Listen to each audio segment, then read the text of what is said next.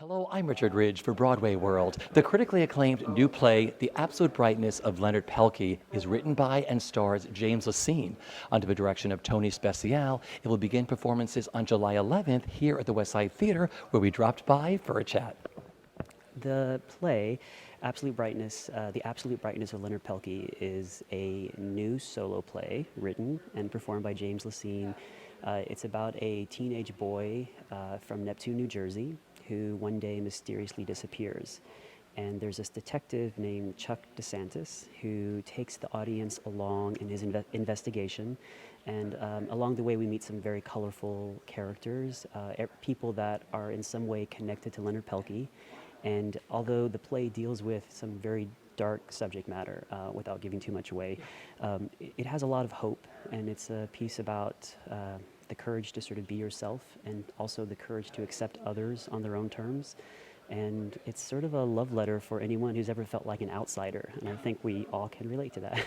How many characters does James play? Oh my God, I forgot count now. I think it's like 11, 11 characters, 10 or 11.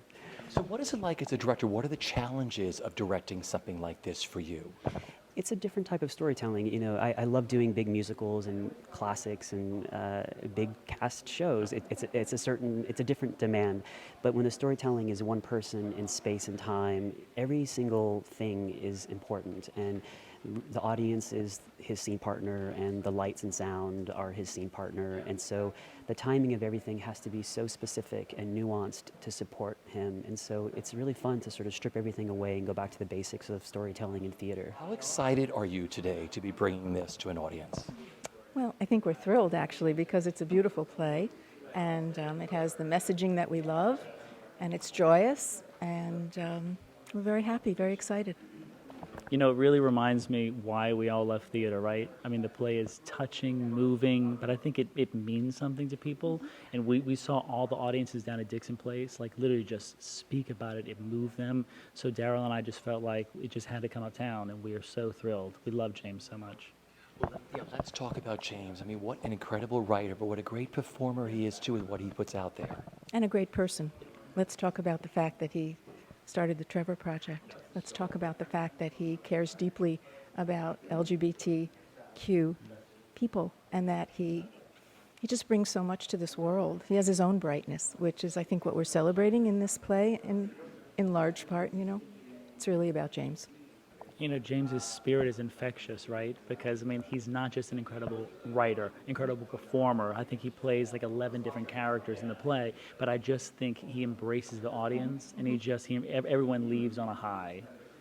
And I would add, he's a wonderful storyteller.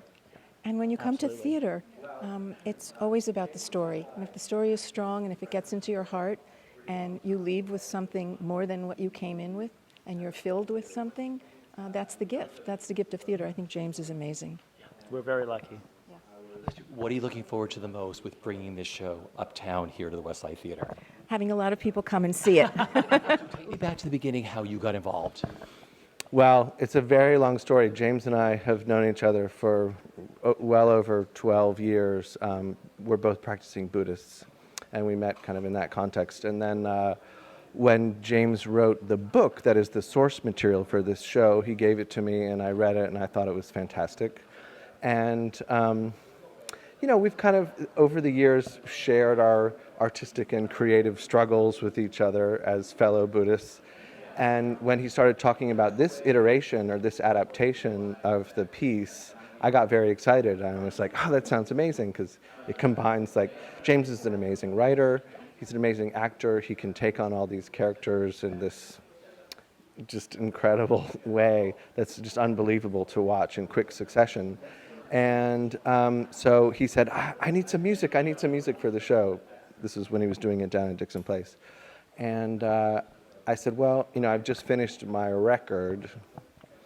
And they're songs, but why don't I give you all the instrumental material from the record, and let's see if it makes sense in the context of the show. And he tried it out, and actually, you know, you could say it's a happy accident, but I do think there was a kind of a great mystical connection there where the music worked really well in some of these scenes. And it kind of the material, the narrative really made the music, gave the music a lot of weight, and I think the music helped the narrative in some way. So there was a lovely thing that happened, and so now we're here in the beautiful Westside Theatre, and I'm going to try and write a song, and maybe we'll be writing a piece of music or two more. But I'm just really honored to be a part of this fantastic piece. Take me back to the beginning, how this piece all came about for you. How far? As far as you want to go. Well, I've done a couple of solo shows in the past, and I thought I was kind of done with it. And then I've been thinking a lot about, I wrote this book in 2007 called Absolute Brightness. It was a young adult novel. And it was this story, it was called Absolute Brightness, but it was told from the point of view of the 16-year-old cousin of Leonard Pelkey. And, it did wonderful things in the world for young adults, but then everything changed. 2009, 2010, the It Gets Better campaign, things that happened, the big sort of boom that happened with the Trevor Project. I just felt like there was an opportunity to talk about these issues to an adult audience in a more serious way, and yet still have some fun. So I took the story, the basic story, and decided to tell it from the point of view of a detective who's in the novel but has a very small part in the novel. So he's the one that's driving the story and trying to figure out what happened to Leonard Pelkey when he disappeared. You work your whole life to really perfect something that is uniquely your own.